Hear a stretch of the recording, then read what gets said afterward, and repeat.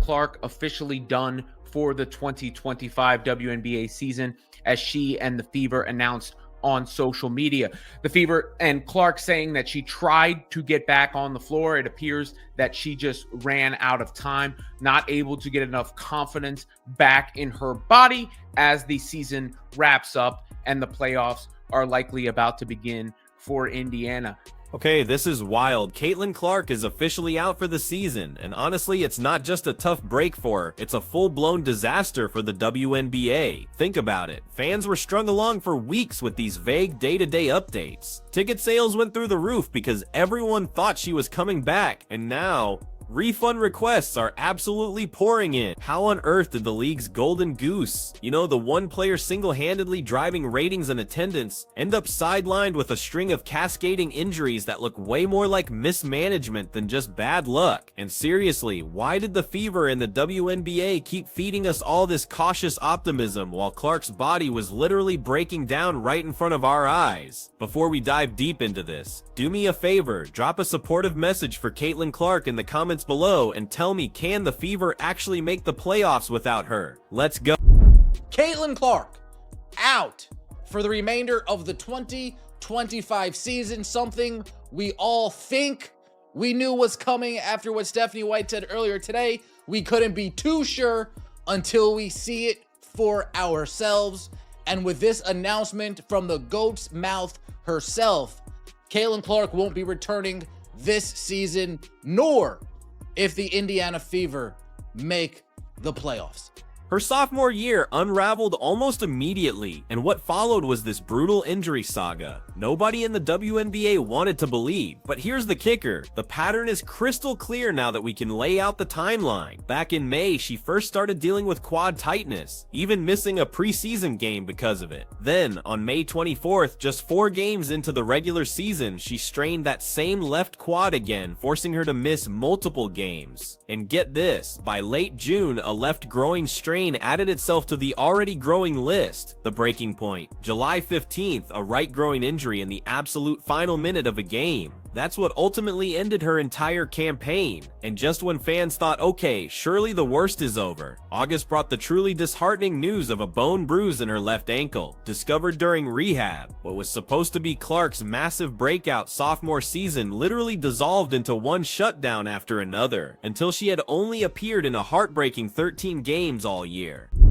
I mean, it's a gut punch that basically encompasses an entire season of them.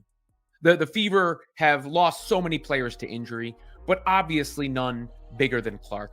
And there was such a wait for this second season after her magnificent rookie season.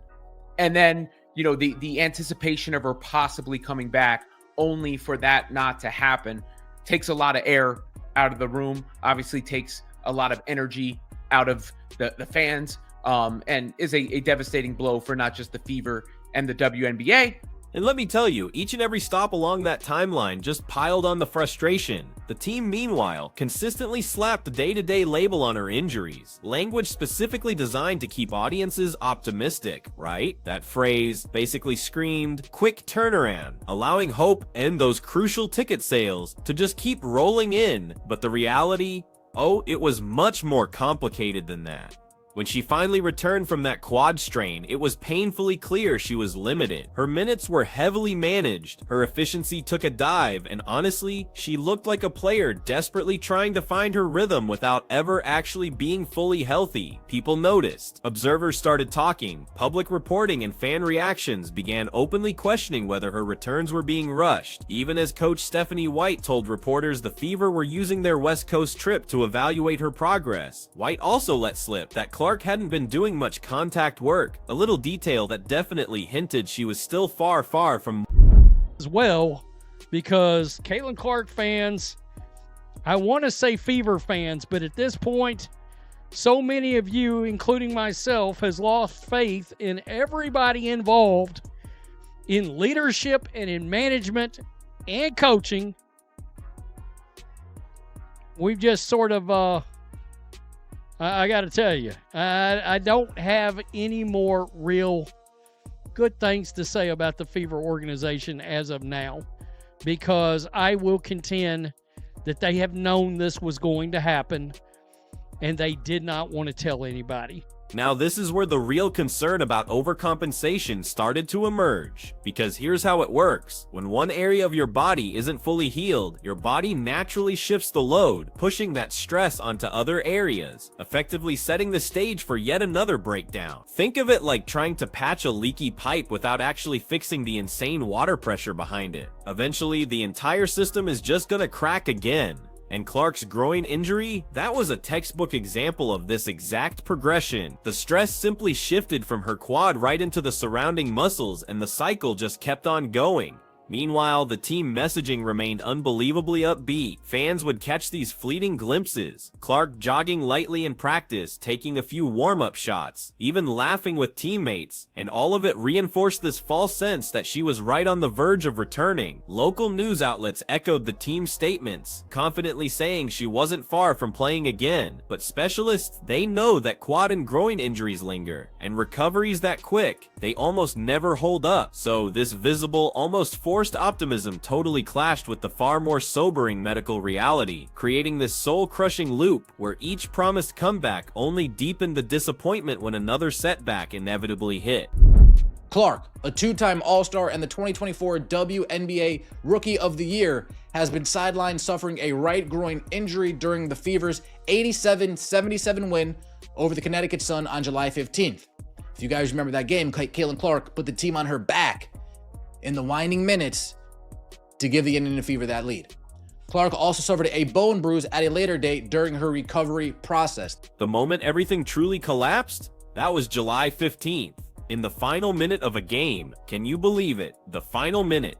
Clark went down with another groin injury, this time on her right side, and that was it. That sealed her entire season. From that point on, the picture just became painfully clear. She had been struggling, really struggling, to get through months of rehab and these partial comebacks that simply never gave her body the actual chance to fully reset. And then the ankle bruise, which happened during her rehab process. That felt like insult added to injury, a stark reminder of just how fragile this whole situation had truly become. It was then that fans finally stopped believing the overly careful updates and understood the heartbreaking truth. She had been pushing through a compromised season all along. Caitlin has worked so hard throughout this time, doing everything possible to recover and return to the court, but ultimately, time is not on our side, said Indiana Fever COO and GM Amber Cox. While we will continue working with Caitlin and provide her with every resource we have available, there is not enough time left in our season for her to safely return, and her long-term health and well-being remains our top priority. We are looking forward to having her back at full strength to start the 2026 season. Clark appeared in 13 games during the regular season, averaging 16.5 points, 8.8 assists, and 5 rebounds per game, while helping lead the team to the 2025 WNBA Commissioner's Cup title. Then, her own words just stripped away any remaining illusions we might have had. She actually admitted she spent every single day in the gym, literally working toward a return, and when she was asked how she felt about the outcome, she famously said, "Disappointed isn't a big enough word." That raw, gut-wrenching honesty hit harder, way harder than any polished team press release ever could, because Clark had poured every single bit of effort into salvaging her season, while the public narrative was painting a picture that made it sound like she was always just on the verge of being totally fine. But in the end, the truth was brutally simple. A relentless string of injuries piled up, forced her off the court, and left the Fever without the one player who had single-handedly reshaped the league's entire relevancy in real time. And this is what Caitlin wrote. I had hoped to share a better update, but I will not be returning to play this season. I spent hours in the gym every day with the singular goal of getting back out there. Disappointed isn't a big enough word to describe how I am feeling. I want to thank everyone who had my back through all the uncertainty. This has been incredibly frustrating, but even in the bad, there is good. The way fans continue to show up for me in the Fever brought me so much joy and important perspective. I'm so proud of how this team has only gotten stronger through the adversity this year. Now it's time to close out the season and claim our spot in the playoffs. But wait, there's one more layer to this whole saga, and it's a huge one. As Clark's injuries just kept piling up, a lot of people couldn't help but notice the absolute physical toll she was absorbing every single game. I mean, the league promoted her as the new face of women's basketball, right? Yet, her body was quite literally breaking down under constant pressure, and that's when fans started asking a much harder question. If she was already dealing with this many setbacks, why on earth did it seem like no one was protecting her on the floor? That's exactly where the frustration shifted, moving beyond the injuries themselves, and squarely onto the way she was being treated on the court. And even worse, the total lack of help from referees who just watched it happen. That frustration, my friends, eventually spilled over into something even bigger, a massive debate about how Caitlin Clark was being officiated, and ultimately how the league chose to handle its brightest, most valuable star. This, right here, is the story of bullying on the court, referees under the microscope, and the dangerous gamble the WNBA made with its golden goose. Well, it all started last year, in her rookie season, where she received 20% of all the flagrant fouls in the league. And most of them came from Angel Reese in the Chicago Sky. And these weren't basketball plays. They were not only fouling her, but they were getting up, laughing about it, laughing about Caitlin Clark getting assaulted. Any other work environment, people go to jail. So, what was actually going on? Well, many fans and media voices quickly started pointing to a seriously troubling pattern. Clark was taking incredibly heavy contact, but the whistle, it just wasn't consistent. Observers argued that the officiating never seemed to adjust, never seemed to step in to protect a marquee player like her. It felt like every nationally televised game featured these glaring moments where hard fouls went completely uncalled, and social media, as you can imagine, absolutely lit up with the exact same question: why is the league's most visible star absorbing so much punishment without any protection whatsoever? Urge DOJ and FTC to investigate WNBA's misleading practices. Wow. Wow, wow, wow, wow, wow. So we are here now. We are here now. And what's crazy about all of this is that, guys, this is I'm not going to come on here and say that they're going to lose. Because if there was an investigation going into this team, they're not going to lose this investigation. Oh, they're going to win. Whoever is representing Caitlin is going to win. And this wasn't just some wild speculation out of nowhere. Not at all. Oh no, there were receipts. We're talking countless clips of Clark being hit, shoved, and honestly, just outright bullied each and every time she stepped onto the court. Plays like that absolutely fueled the outrage. Fans were literally pausing their feeds, replaying those sequences in slow motion, pointing out everything from clear slaps across the arm, to shoulders lowered straight into her chest, and physical play that clearly went well beyond just letting them play. For commentators, for highlight shows, and even for casual viewers, it quickly became about more than just basketball. It became about whether officials were deliberately treating Clark differently. And last year, I noticed how much it was just Caitlin Clark. Caitlin Clark was taking all the hits. Caitlin Clark was taking all the abuse. But this year they've added Sophie Cunningham. She gets more flagrant fouls on her than anybody in the league besides Caitlin Clark. And Aaliyah Boston, she's been taking hits as well. But the worst thing is the consistency. So they don't call flagrant fouls, or most of the time, Caitlin Clark could be held for an entire game at a time. They don't call fouls. They don't call common fouls. This wasn't only about fairness. And in fairness, this wasn't just about arguments and opinions. It had real consequences. This unchecked physical play meant even more stress on a body that was already, let's be honest, dealing with serious quad and groin troubles.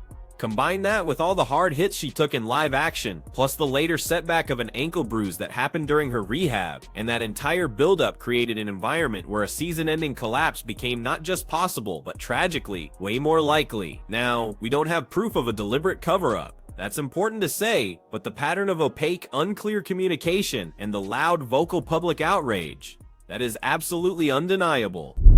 They play against Breanna Stewart. She goes to the line 14 times.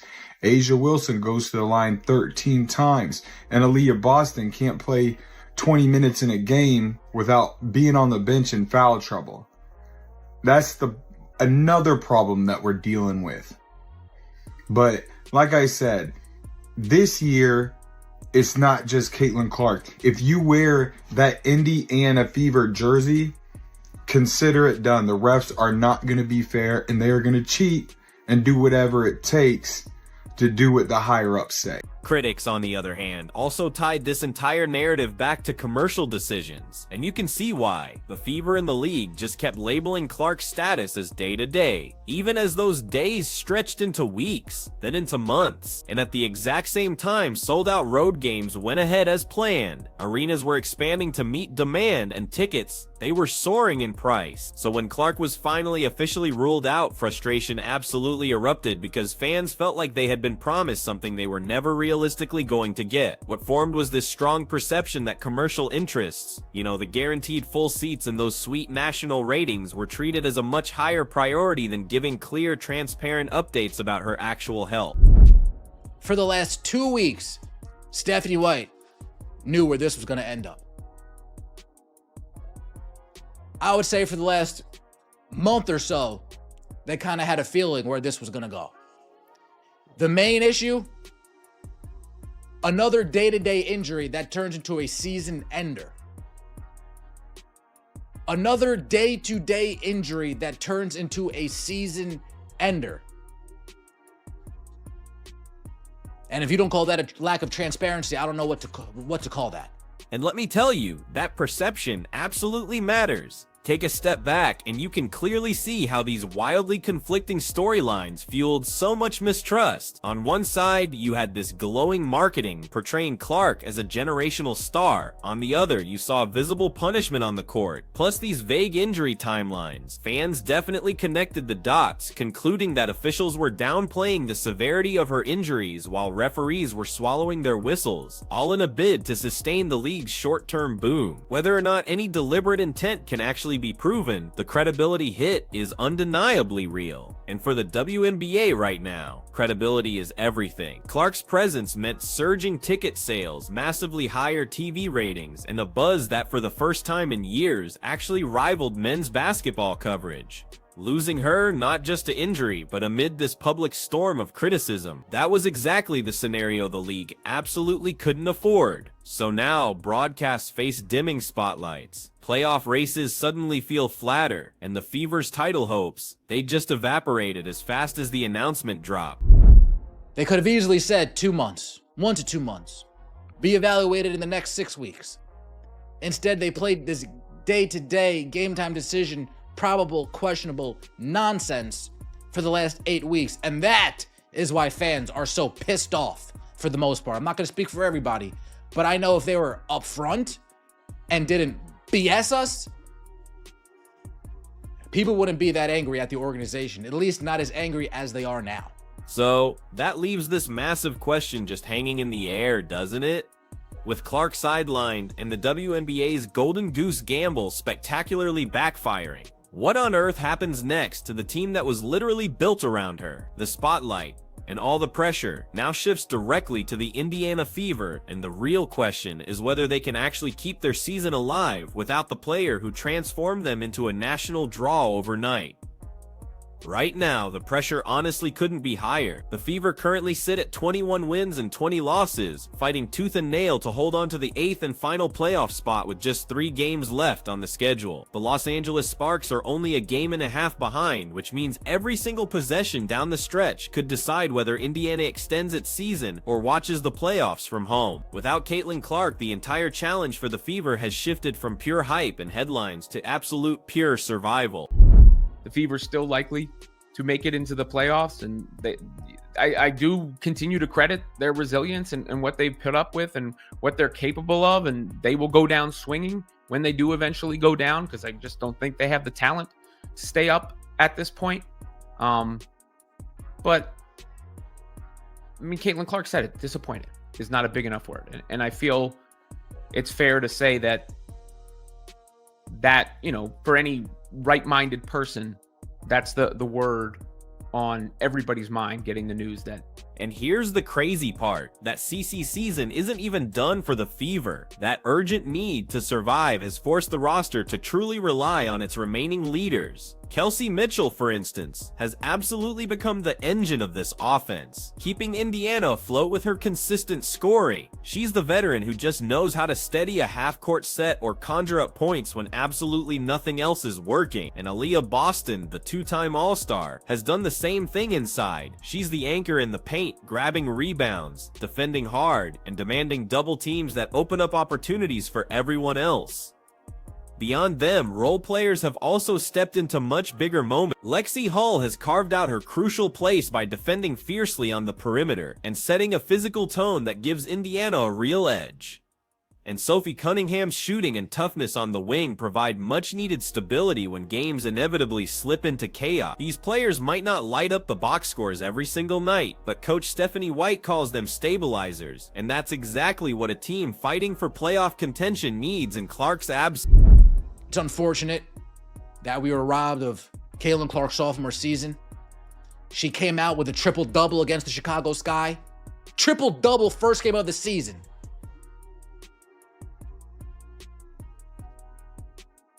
Returns from injury, 32 points against the New York Liberty. The best 45 seconds in the WNBA this year. Pull up three, bang. Pull up three, bang. Pull up three, bang. But beyond the core players, the Fever have also leaned heavily on practical roster moves to hold things together. We're talking hardship contracts and smart veteran signings, bringing in experienced players like Odyssey Sims, Chloe Bibby, Erie McDonald, and Shea Petty, all of whom have helped plug crucial gaps, especially when fatigue or foul trouble stretch the rotation thin. These signings were never about star power. They were about giving Coach White the flexibility to keep her team competitive when depth became a serious issue. It's not glamorous, no, but it's absolutely part of what's allowed Indiana to stay in the chase with the Sparks closing ground. And all of that has required incredibly strong direction from White herself. She's had to constantly shuffle lineups, adapt roles on the fly, and most importantly, keep her players believing they're capable of more than just surviving Clark's absence. Her relentless emphasis on collective responsibility has been key, preventing the season from completely unraveling. Instead of just leaning on one player, she's highlighted all the individual pieces that together still form a roster with a very real chance to fight their way into the postseason. The story here isn't about replicating what Clark brought, it's about finding entirely new ways to compete. Mitchell's clutch scoring, Boston's absolute strength inside, Hall's lockdown defense, and Cunningham's sheer toughness have made Indiana surprisingly stubborn in games where they easily could have folded. Add in those crucial reinforcements from hardship contracts, and the Fever are still putting themselves in a position to define their year on their own terms. This is on your head, Kathy Engelbert, and the rest of the WNBA Players Association executive leadership who failed to hold officials and players accountable for the barbaric style of play the Fever and Caitlin Clark have had to endure this year. Kathy, resign. If Indiana somehow manages to make the playoffs, and believe me, it won't be because the schedule fell their way or because opponents underestimated them. It will be because veterans stepped up big time, role players absolutely refused to disappear, and this team built a solid foundation right in the middle of pure chaos. And get this, that's a payoff genuinely worth watching. It's proof that even without their star, the Fever still possess the resilience to actually matter in the postseason conversation. But this season, it's not just about Indiana's incredible ability to adapt. Oh no, it's about what Clark's injury has revealed on a much larger systemic scale. As the Fever push through their final stretch, the entire league is left grappling with the bigger question of what exactly went wrong, and what this moment truly says about the WNBA's handling of its brightest, most valuable player. For many fans, this season feels like undeniable evidence that both the league and team communications completely broke down when it came to player health. The frustration is absolutely real, but the Fever's front office maintains Clark's long-term well-being was always the top priority. As Fever general manager Amber Cox put it, the organization is looking forward to having Clark back at full strength in 2026, a crystal clear signal that long-term recovery, not short-term gains, will guide the path forward. In the meantime though, players like Mitchell, Boston, Hall, and Sims keep carrying the fight, proving Indiana still has a heartbeat. So now, it's totally your turn. Drop a supportive message for Caitlin Clark in the comments below and tell us honestly, can the Fever actually make the playoffs without her?